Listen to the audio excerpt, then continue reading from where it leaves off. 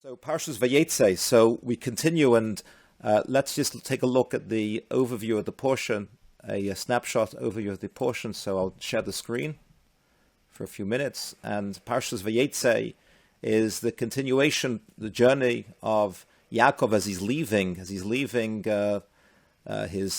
away from Esav. That's what he was doing. He was running away from Esav because he was in pursuit to kill him after the blessings were given to Yaakov.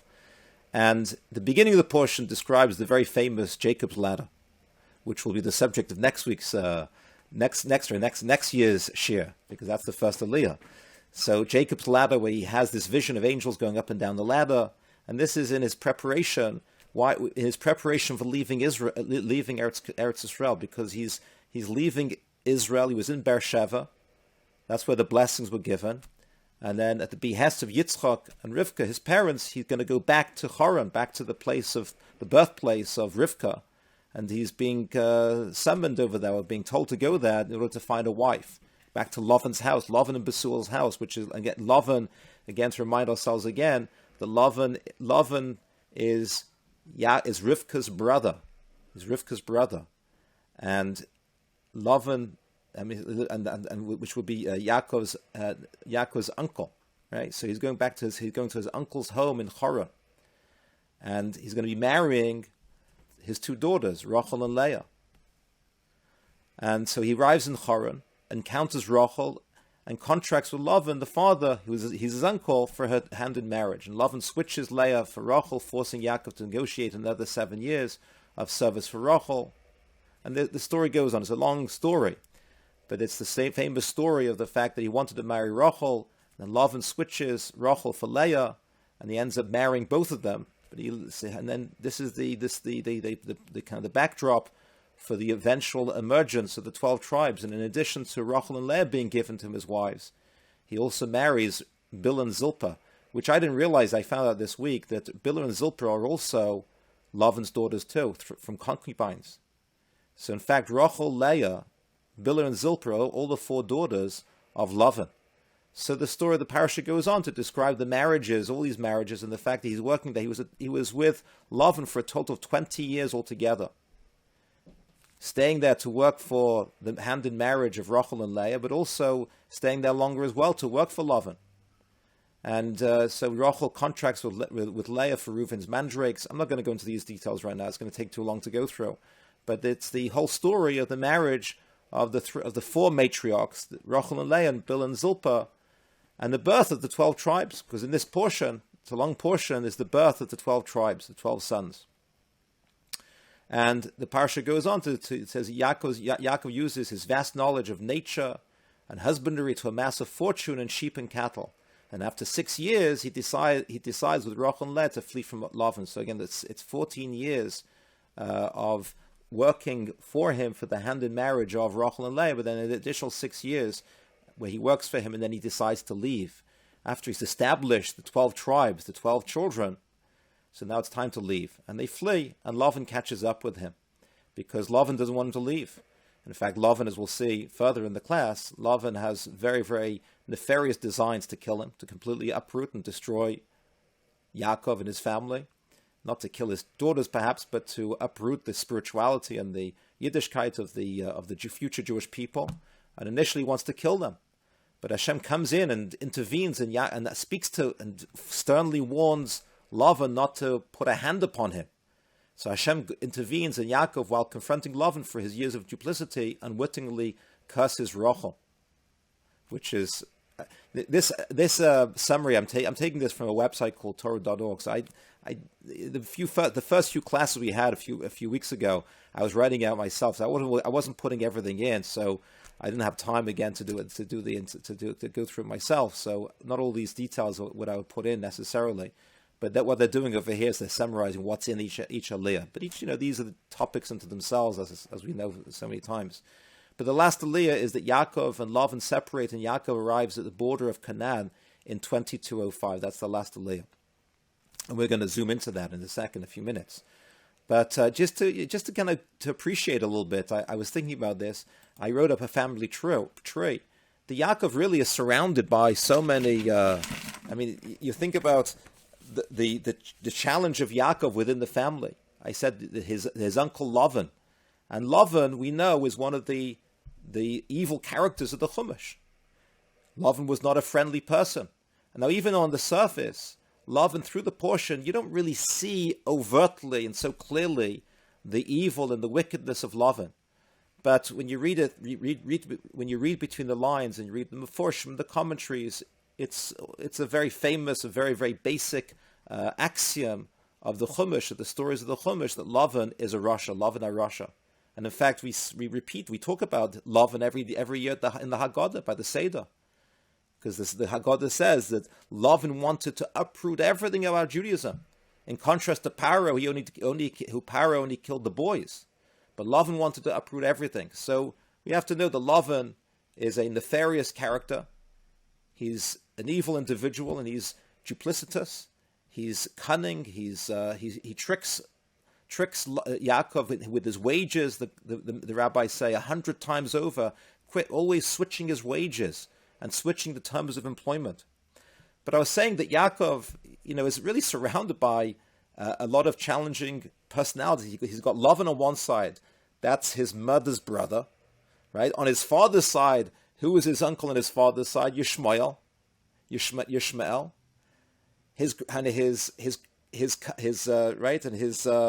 grandfather on his mother's side is Besuel, also not a good person. And Abraham is on his father's side. So Yaakov is really in the midst of a very hostile environment between Esav and Lavan and these personalities. And this is really one of the major themes about Yaakov's life, about being in a hostile environment and how to deal with spiritual hostility, as we'll see.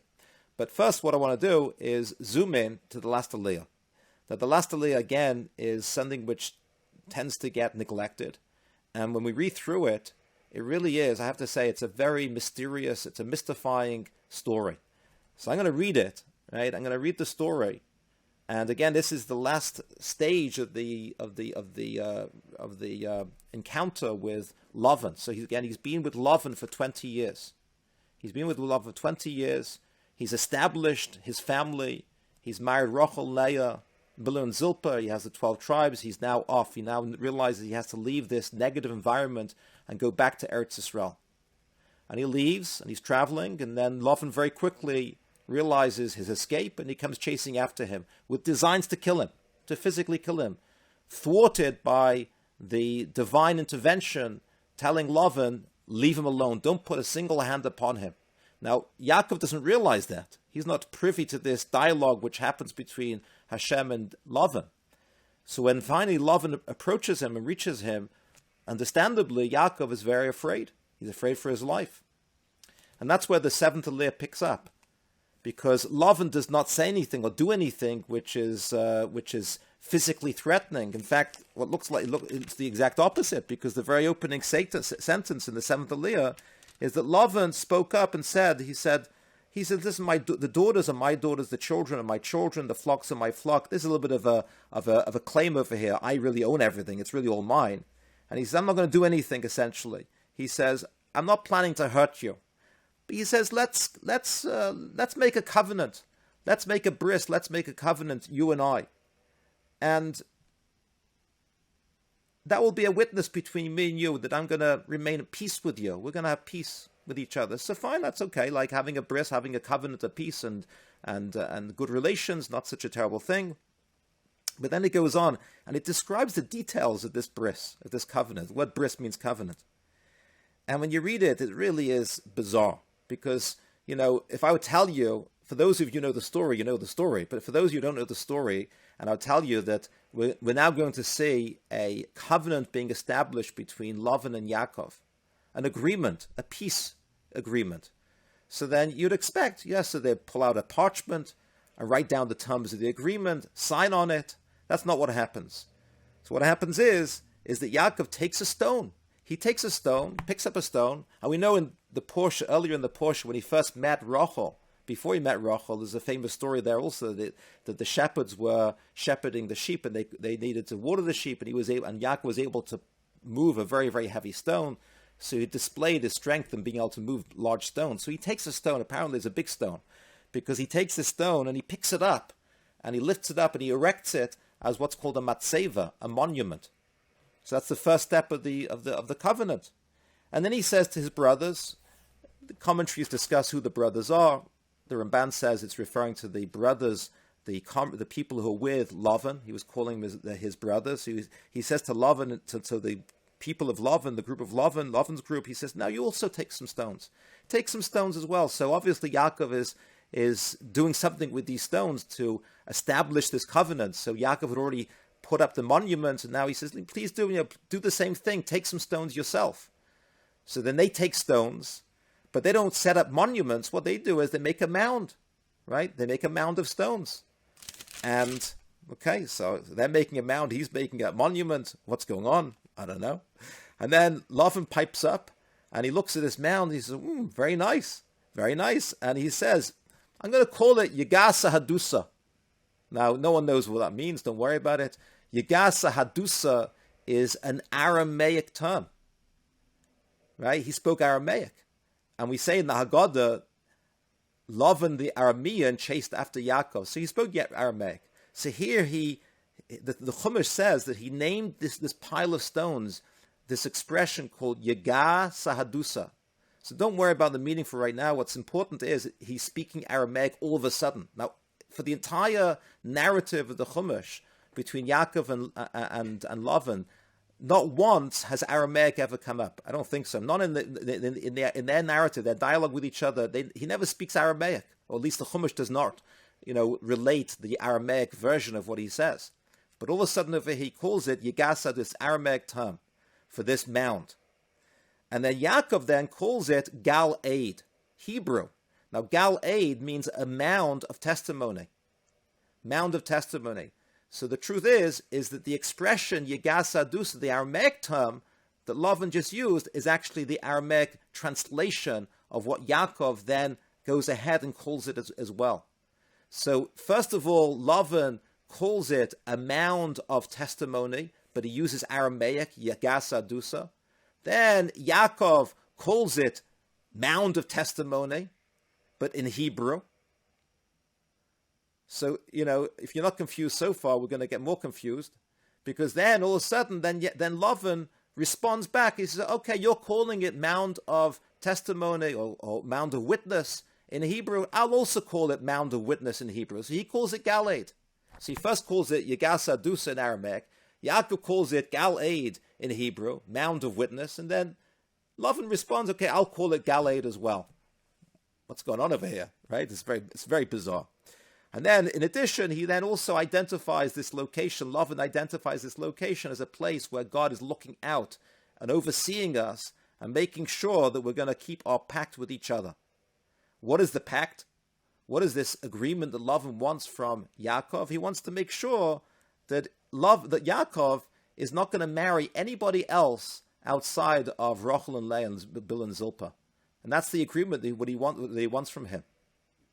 Don't marry anyone else. Now, you have to realize he's not a young man in his 20s at this point. If you make a calculation, it's astounding how old Yaakov is. He's over 100. I think he's like 98 years old at this point in the story. He's he's not a young man. But anyway, this is what Lavan says to Yaakov: don't marry anybody else. Story continues, and then he says further. He says this mound of stones, which we made over here, we made, and you made the monument. He says, this mound and this monument shall be this witness, this testimony, this witness. And he says, to make sure that I will not cross this line marked by the mound by the mound, and you also will not cross over this mound and monument, the monument that you made, for evil to do any harm to us, to do any harm to me. This will be a witness that we're going to keep to our agreement. And then it continues, and then he says to bolster this agreement, to bolster this pact between the two of them. So Lavan invokes God's name, and he says that the God of Abraham, the God of Nahor, shall judge between us. Now, who's the God of Nahor? Who's Nahor in the first place? The God of Abraham. We know that's Abraham, Isaac, and Jacob. Who was Nahor? Well, Nahor was Abraham's grandfather. Terach, Abraham's father is Terach. His grandfather was Nahor. So for Lavan to then say, may the God of Abraham and the God of Nahor bear witness and judge between us if we ever should violate our covenant. It's all very well to say God of Abraham, but to say God of Nahor is the gods of Nahor were idols. Very strange. But right away, Yaakov stops, responds very quickly. He says back to him, and he says that Yaakov swore, but bepachad Yitzchak. Pachad Yitzchak, you may have heard me use that term in the past. I use it frequently. I have a whole set of books behind me called Pachad Yitzchak, written by my Rosh Hashiva of Hutna, and it's called Fear of Isaac. So it's an expression from the Chumash that it's actually in the parsha over here earlier as well, that Isaac was known as Pachad Yitzchak, the fear of Isaac, because he displayed fear and reverence for God in the ultimate way by being offered as a sacrifice in the binding of Isaac. So Yaakov says back to Lavan, yes, I'm willing to swear, but only under the Pachad Yitzchak, under the fear of Isaac.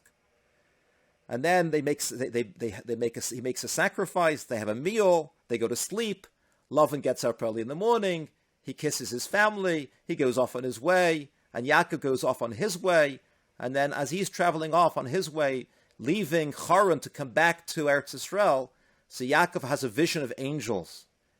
Not the vision of the angels not the one at the beginning, but the portion, but a new vision of angels as he's leaving Haran to go to Eretz Yisrael. And the final words of the portion is that he calls this location where he has the vision of the angels, he calls it Machanayim, which means double camp. And I'll get into that. So it's a very mysterious story. Very like, what's going on over here? What is this? What's the real nature of the pact and the agreement that Lavan wants from Yaakov? And what is the significance of making a mound of stones as opposed to a monument, calling this mound of stones by an Aramaic term called a mound of stones, and then invoking the God of Nahor, who's the grandfather of Abraham, who worshipped idols. It's a lot of strange elements in the story. So I've been pondering this and trying to get to the bottom of this for the past week. I started this, I started this last Shabbos, looking at this last Shabbos, and I was just struck by the, how do I figure out what's going on? So I was looking at all different Meforshim, and so let's open it up by listening to a medrash and also a commentary by a very famous Kabbalist from the 17th century. So the medrash says, this is a shocker for a lot of people. The medrash says that the medrash says, it says regarding the mound, right? This mound, we hear again about this mound of stones in the future. Further on in the Chumash, in the Torah, this mound of stones crops up again, appears once again in the Chumash. It happens again later on, many, many, many, many years later, in the story of Bilam. In the story of Bilam, when Bilam, also an evil person, wanted to curse the Jewish people, he was hired by Balak, the king of Moab, to curse the Jewish people, because they realized Jewish people was a threat. They couldn't physically kill them, so they figured we'll hire Bilam to curse them. So Bilam, we know the story, Bilam and the donkey. So he goes off and he travels up to Moab. He was from Midian. He travels up to Moab, which is in this region. Funny, right? It's in this area. So he's traveling up, and he's on this plan to curse the Jewish people. So the Medrash says the following. It says, this mound of stones, which is over here in our portion, he says the same mound of stones, it's the same brick wall, or the same mound of stones that the donkey pressed Bilam against when he was traveling to curse the Jewish people. It's the same mound of stones. Now the Medrash even says, which is a story unto itself, the Medrash says that Bilam and Lavan are the same people. Now I understand there's a lot of time difference between the two. I think I saw in another source that Bilam was Lavan's son, but so I'm not going to get into that particular piece of the story. But it says, I'm reading over here. It says that the words say Bilam zeh Lavan. Bilam was Lavan. So whether it was him literally or whatever, we'll just stay with the simple pshat. It was him. But here he is. So the Medrash says that when he was on the donkey and he was being pressed against the wall, that was the wall. It was this mound, because Hagal Hakir, this is the same thing, Lefisha Avar Bilam, because Bilam violated his own oath not to cross over this marker which symbolized the pact and the agreement between him and Yaakov, and he's now passing it over. He's violating his own agreement to the children of Israel, to Jacob. So then, understandably, so now the donkey, the hashgacha, the divine providence, brings him to the very location where he made that shavua, that oath, and the donkey pushes him against the wall to remind him, listen, look what you're doing, you're violating your own oath, by this very location over here, by this gal, by this mound of stones. So that's number one. Number two, right, that we'll keep that in mind, keep that piece in mind. And then the other source which I told you about is this Kabbalistic source, the Megala Mukos. So the Aramaic term that Lavan used to describe this mound of stones, Yagar Sadus is the term. Now the word Yagar, it's two words, Yagar. So the Megala Amuka says that the word Yagar, Yud Gimel Reish, which is really Aramaic for mound, right? But it's Yud Gimel Reish, are the same letters, or if you jumble those letters around, from not Yud Gimel Reish as it is, but Reish Yud Gimel. So Reish Yud Gimel is a number, and Reish Yud Gimel equals 213. What's 213? So he says, because in the year 213 of the second Beis HaMikdash, of the second temple, Antiochus took a pig and offered it as a sacrifice in the temple. It was in the year 2. So the Megala Amukas, this commentary, this Kabbalistic commentary, says, there's an echo of the future, Greek exile in this story, and it appears in this because it's alluded to in the fact that that Lavan is using this word Yagar, which alludes to the year 213 in the Second Temple period when Antiochus offers a pig in the temple. So strange stuff going on over here. So we've got two pieces of it. We've got the two messages, two echoes of the future in this passage. We've got the future echo of Bilam coming to curse the Jewish people, and the future echo of the Greeks offering pigs and trying to strip the Jewish people of their Yiddishkeit in the future, in the times of the second Beis HaMikdash. So what's going on? Why is this planted? Why are these allusions? Why are these hints planted inside this passage over here, which seems like on the surface that Lavan is trying to make a genuine peace treaty with Yaakov? Well, the answer is that he's not making a genuine peace treaty with Yaakov. Lavan is Lavan. Lavan was Lavan from the beginning. He was Lavan throughout. He's Lavan at the end. What does the word Lavan mean? Lavan means white. And it alludes to the idea he was white on the surface, but pretty bad on the inside. And Lavan always had the designs to destroy the Jewish people, as the Haggadah attests to that. He wanted to uproot the Jewish people. Lavan is a rasha. Lavan is a bad person. He tried to trick Yaakov so many times, but he always had, and he was chasing him to kill him. Once he was given this, warning, don't kill him by God, so he can't kill him. But he has plan B. What's plan B? Plan B is, I'm going to make a pact with him of friendship, but a pact of friendship which garbs the real design of friendship with the intent of spiritual destruction. And as we know, many pacts of friendship really sometimes contain within them, nefarious designs. And that's exactly what was happening over here. And when we go through the verses once again, and keeping that in mind, everything makes sense. Because we go back through from the beginning. So he makes a pact. So now we know that the purpose behind this was to make a peace treaty, a quote unquote peace treaty, in order to create friendship, camaraderie, alliance with each other, so that in that alliance between Yaakov, the Jewish people, and the Lavan, the descendants of Lavan, will be able to kind of corrode away the spirituality of the Jewish people. That's the design. That's the plan over here. So Yaakov, so Lavan, so let's make a deal with each other. Let's kind of be at peace with it. It's actually very similar to what's going to happen later on in next week's portion when Esau is going to do the same thing. So Yaakov's constantly being confronted with this type of dynamic. So Lavan, let's make peace. Let's kind of go together. Let's travel together. Make a peace treaty.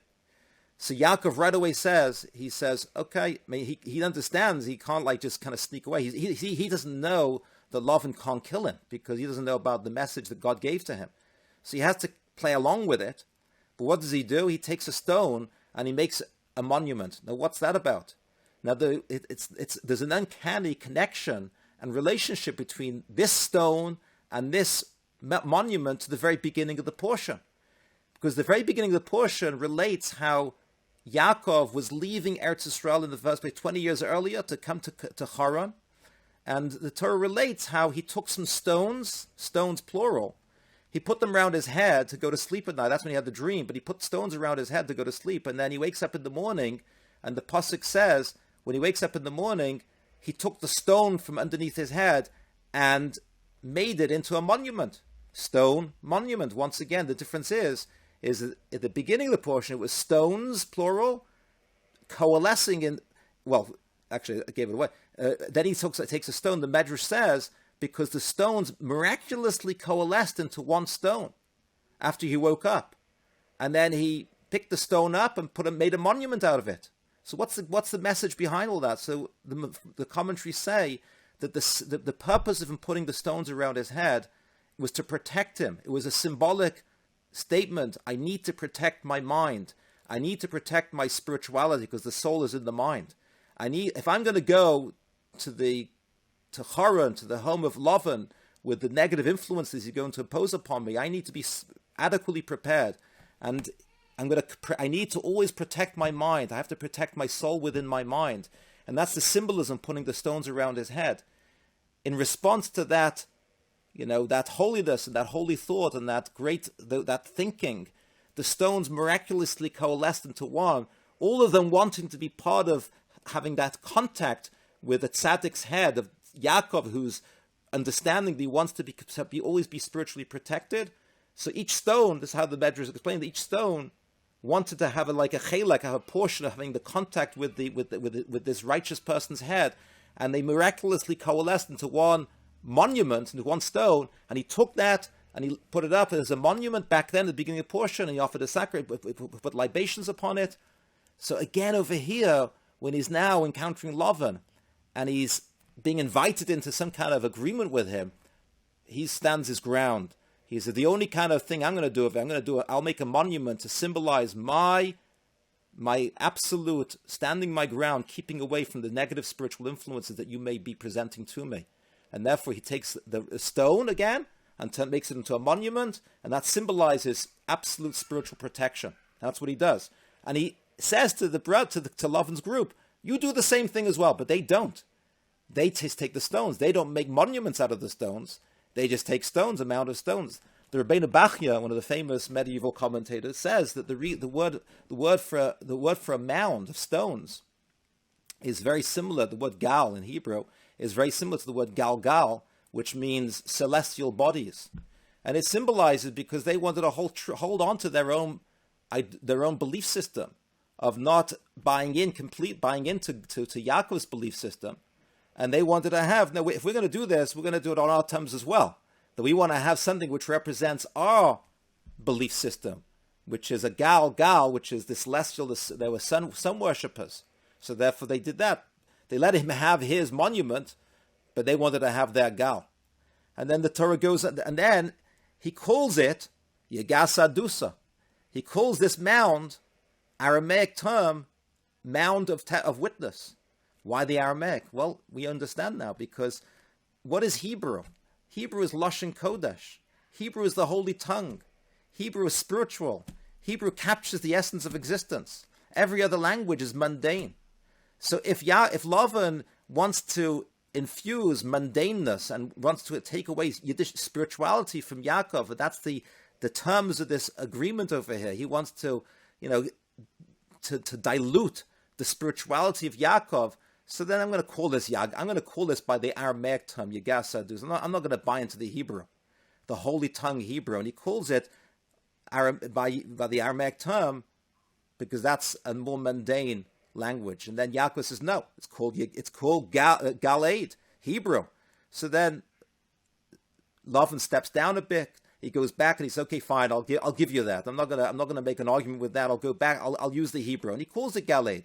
The Sephorna, one of the commentaries, says that he was nichna. He humbled himself to Yaakov at that point and agreed to call it by the Hebrew term, acquiescing and giving it to Yaakov the desire to give it by its Hebrew term, the holy tongue. But he doesn't stop. He doesn't give up, because he goes on further to Saldikei. He says, we're going to, with this mound and this monument is going to serve as the boundary marker to make sure that we're not going to. Now, what he really wanted was a boundary to prevent Yaakov from doing any evil to him. But Rashi says, the verse says that he said, this will be, your monument, this mound will be like symbolic of the fact that you shouldn't cross over to me. And he says, l'ra'ah, for evil. Rashi says, for evil, I don't want you to do any evil to me, but you're invited into my community to do business with me. Please join me, come with me. We can mix together, we can intermingle together. As long as you don't do evil to me, but you're invited to join me and to be with me for business, for social events, for all of the different things which we can share together. As long as you don't harm me, but we should share our lives together. It's okay to do that. Let's join together. Let's have a life together. And again, on top of that, he says, listen, may the Almighty of Abraham and the Almighty of Nahor be a judge for us. He's blending all together. Lavan wants to, make it a kumbaya, like a kind of like, let's all do this together. We're all brothers. You're my nephew. I'm your uncle. Why be divisive? Why separate yourself? Why be different? Let's live life together. Let's all be together in one group, in one humanitarian group together. You will have your God, I'll have my God, and we'll all live a happy life together. And Yaakov says, no, that's not how a Yid lives. That's not how a Jew lives. A Jew has to have his boundaries. And the only way that he was willing to make a shavua, an oath, in this pact, is it has to be under the rubric of Pachad Yitzchak.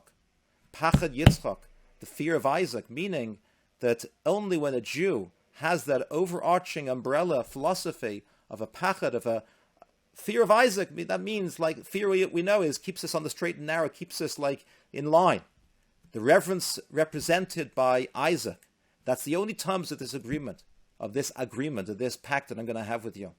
And that's it. And there's no going back on it. And of course we see that, as the Medrash says, that Lavan couldn't tolerate this separation. And he came back to curse the Jewish people.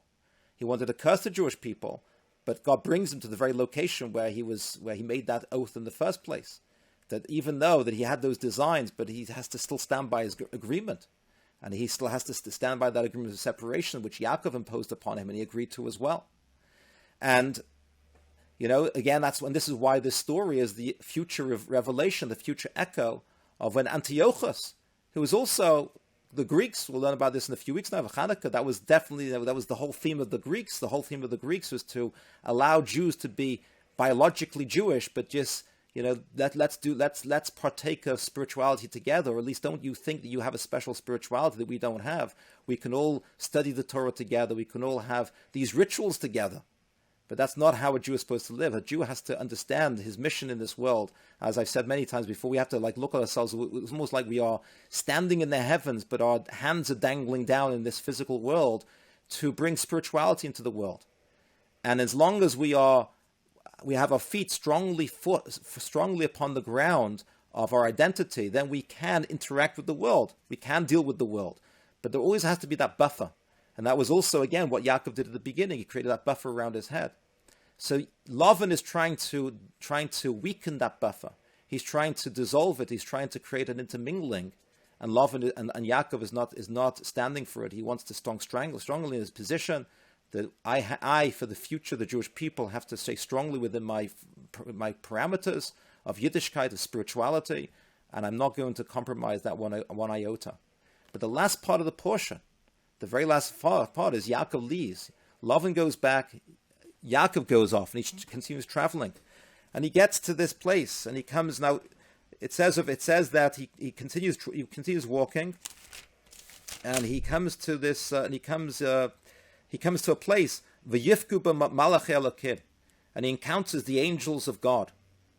He has a revelation of the angels of Hashem. Now, Rashi says that this was the angels of outside of Israel escorting him to the point when he was now arriving to the land of Israel, where the angels of Israel were escorting him, and there was, this encounter of all these angels together. The problem with that understanding, the Ramban says, is that he's still very, very far away from Israel, because he hasn't even reached the land of Esav yet, which is Seir, which is coming up in next week's portion. So he's very far away from Israel. So how could it be the angels of Israel coming to greet him at this point? Then he's nowhere near Israel.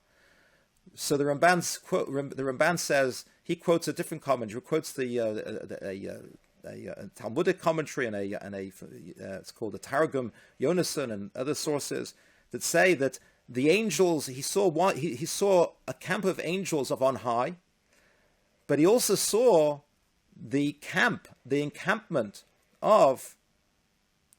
I'm sorry, I apologize. I just messed up a bit.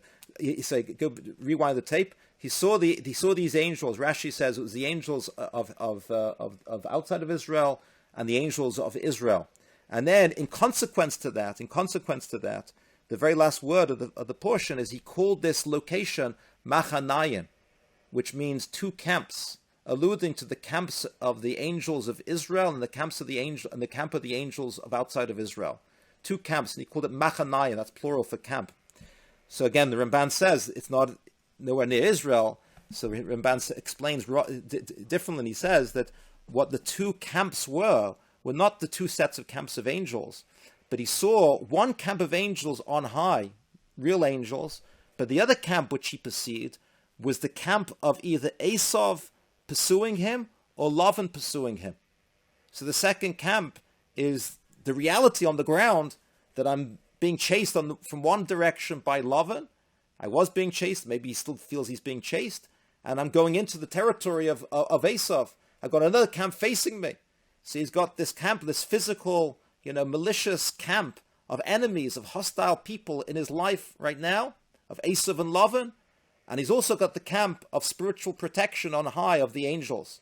So this awareness of the spiritual angels above, and the awareness of this malicious, evil camp of Lavan or Esav, so two camps. So he calls this place Machanayim, two camps. Now the question is, why memorialize a location based upon? It's one thing to memorialize it based upon the angels on high, but to memorialize it on the occasion of being confronted by these enemy camps. And also the Ramban writes as well, he says that when he was calling it Machanayim, it was more than just simply giving it a name. He says that the Ramban says that the name it was really an expression of praise to Hashem. He was praising Hashem. He's praising Hashem. He says to us, like the angel, if the angels on high that praise Hashem, all the camps shall praise Hashem. Well, if the camp we're talking about over here is the camp of the enemy, like what's the praising of Hashem in the camp of the enemy? So there's a commentary on the Ramban explains. He says because this is the lesson of life. Because even though Yaakov is having to deal with the hostile environment around him of Lavan, and he's trying to keep that buffer around himself, and he's trying to keep a spiritual protection, there's a reality. A Jew lives in society. A Jew lives in the world. A Jew lives with all sorts of things around us. And it's not, the recourse is not simply to lock oneself up completely. We have to deal with the environment. But the way we deal with the environment is, again, keeping that buffer spiritually in our minds, through our learning, through our doing of mitzvahs. But also another very important ingredient is to realize whatever happens in our lives is also designed by Hashem as well. There's not a single thing in life, even the hostile experiences, the hostile environments, that's also part of God's design. There's not a single thing which is not part of God's design. And to the point that even that Yaakov is recognizing this hostile environment of Lavan and the hostile environment of Esav with all of their terrible schemes to destroy me, I will never allow that to shake me and to make me feel despondent and have despair, and to wonder where is God in all of this. Everything is designed by Hashem. And he quotes over here, he says in Tehillim, it says, Achto v'chesed yudafunu kol yemei chayai. King David says that only good and kindness will pursue me all the days of my life. Right? That's a verse from Psalms. So he writes over here, he says, the language of pursuit is not really so resonant with the words, only good and kindness will pursue me. An enemy pursues us. So he writes over, he says, because sometimes kindness and goodness doesn't always come in the guise of kindness and goodness. Sometimes it comes in the guise of hostile experiences. But a Jew's understanding in life is that everything is bahashkoch, is with the design of Hashem. Everything is good. Whatever happens is for the good, and it's for us to be able to find it, to be able to see it. So when we see the good in situations and we juxtapose it with the awareness of a higher power, so then the negative and the hostile can be seen as good, and it can be seen as, and I can embrace it. But that's the way we're supposed to embrace it. We don't embrace the negative environment by going into it. We embrace and we deal with the negative environments around us by understanding that everything is a challenge from Hashem to bring us closer to Hashem. So this is the behind the scenes, the kind of the behind the scenes of this portion over here, and it's the finale of Jacob's journey of his 20 years with Lavan, and it's the final message. That basically the final message is that the children of Yaakov, the Jewish people, that we have to always remain strong and resolute in our spiritual identity, not allow the influences of the world to seep in and to dilute our Yiddishkeit and to take us away from our Yiddishkeit. But even when we are in those environments which could be threatening us spiritually and suddenly physically, never forget that everything is all from the hand of Hashem, and everything has a purpose and a plan, and we have the power to be able to praise Hashem for everything and call everything machanayim. Everything is machanayim. That's the final word of the portion. And actually, there's the very end of the portion of every portion. There's a tradition. The end of in the Art Scroll they have this. They sometimes make a note of this. At the end of the portion, there's I don't know where it comes from, but there's an old traditional inclusion where it tells us how many verses there are in every portion. There's a tradition. Every end of the portion, there's a note over here. It says, in this portion, there are 148 verses. 148 verses. Sometimes there's a commentary that explains it. With this one, it does. And it says, the Masoretic note means there are 148 verses in this portion, numerically corresponding to Machanayim. Machanayim, the double camp. And that's the stamp of kind of conclusion to this portion, that to protect ourselves, but to not be afraid of that which is hostile, but to understand everything is all achto v'chesi yedafuni kol yemei chayai, that only good and kindness is pursuing me all my life, even in the negative. So we should all merit to be able to see the good in everything, but also protect ourselves spiritually and keep our Yiddishkeit strong and stand strong, and not allow the lovins of our lives to dilute our Yiddishkeit. And we should see the coming of the Mashiach very quickly.